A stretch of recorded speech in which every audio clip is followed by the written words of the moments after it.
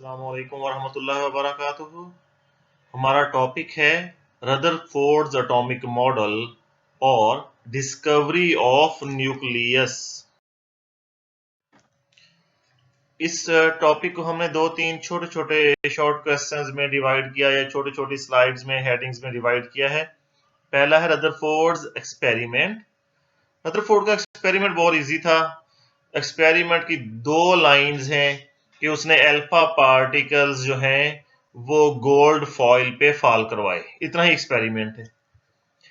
In 1911 Rutherford studied the scattering of alpha particles emitted from a radioactive metal।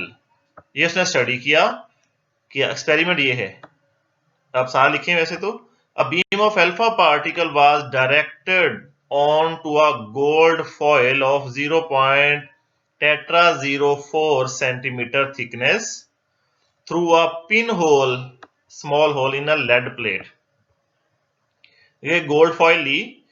Gold foil का मतलब है gold की एक sheet. Foil होता है बहुत बारीक शीट। आपने चांदी के वर्क देखे होंगे, मिठाइयों पे, कस्टर्ड हलवों पे लगे होते हैं। इसी तरह के गोल्ड की शीट्स भी, गोल्ड फॉइल भी होती थी पुराने जमाने में। वो भी जो है बादशाह जो है वो स्वीट्स वगैरह पे या गिफ्ट्स के ऊपर वो लगाते थे। अब क्योंकि बहुत ज्यादा कॉस्टली है तो अब जो है उसको इस तरह यूज नहीं किया जाता जी। ये अल्फा सोर्स है, अल्फा पार्टिकल यहां से निकले, ये रेडिएशन जो नजर आ रही है ये एक लेड का ब्लॉक है हर तरफ से, क्योंकि बाकी साइड्स को अल्फा पार्टिकल जो डेंजरस होते हैं वो ना जाएं। एक होल है उसमें से गुजरे। ये गोल्ड फॉइल है और इसको जो है इसके इर्द गिर्द जिंक सल्फाइड की ये स्क्रीन है जो उसको घेरे हुए है। Photographic plate. फोटोग्राफिक प्लेट का मतलब क्या है? फोटोग्राफिक प्लेट का मतलब कोई भी ऐसी शीट जिसपे कोई इमेज आ सके। आपने एक्सरे शीट देखी होगी। एक्सरे शीट एक फोटोग्राफिक शीट या फोटोग्राफिक प्लेट ही होती है। Photographic plate a screen coated with zinc sulphide, ZnS formula होता है जिंक सल्फाइड का, was use as a detector. ये डिटेक्टर के तौर पे यूज होती थी कि अल्फा पार्टिकल किस साइडों को गए, किन किन साइड्स को गए। When an alpha particle stuck the screen, flash of light was produced at that point. तो वहां पे फ्लैश, चमक प्रोड्यूस हुई। ये है, यहां से इसको ये डायग्राम बना लें आप। ये रेडियो एक्टिव सोर्स है, ये साइड्स को कवर किया हुआ सारा। ये पिन होल है, इसमें से गिराए जो है पार्टिकल्स फॉल करवाए। ये गोल्ड फॉइल है। आगे ऑब्जर्वेशन देखते हैं, लेकिन डायग्राम यहाँ पे ही है। तो ज्यादातर उसने देखा कि ये स्ट्रेट जो है वो पास आउट हो गए, यहाँ पे फ्लैशेस प्रोड्यूस हुए ज्यादातर। कुछ जो है वो वापस आ गए इस तरह, कुछ जो है वो साइडों को मुड़ गए, साइड्स को डिफ्लेक्ट हो गए, मुड़ गए। यहाँ पे भी ऐसे ही है, कुछ जो है वो वापस आ गए, ज्यादातर पास हो गए, और कुछ जो है वो डिफ्लेक्ट हो गए। ये ऑब्जर्वेशन है दो उसकी।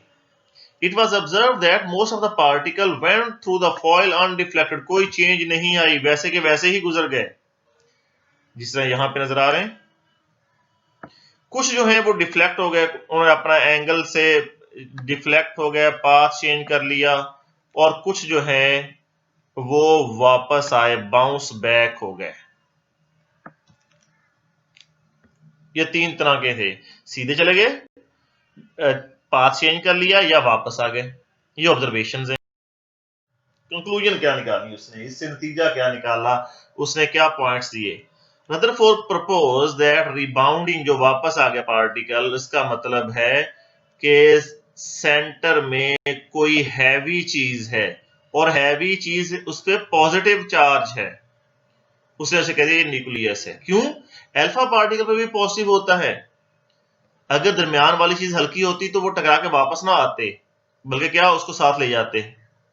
अब वापस आने का मतलब है दरमियान में कोई हैवी चीज है, और पॉजिटिव का वापस आना मतलब दरमियान में हैवी पॉजिटिव। पॉजिटिव पॉजिटिव ही एक दूसरे को रिपेल करेंगे। अगर वो नेगेटिव होती हैवी चीज तो पॉजिटिव को कैप्चर कर लेती अल्फा पार्टिकल को, ऐसा भी नहीं हुआ।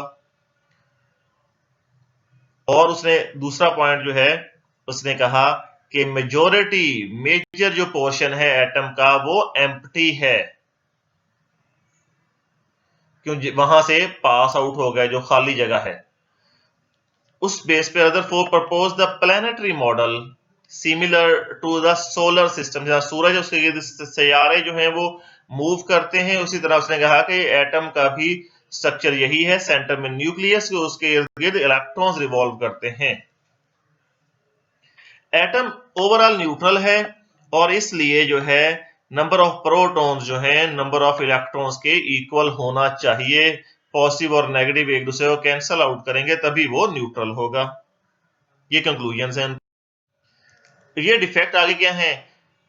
The atomic model fail to explain the stability of atoms. Atom की स्टेबिलिटी को वो नहीं एक्सप्लेन कर सका।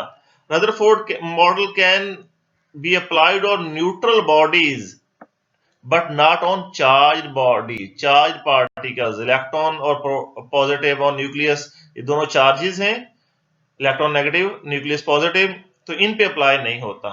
ये है मेन लास्ट डिफेक्ट जो है, ये ऊपर वाली दोनों चीजें इसी में एक्सप्लेन होती हैं।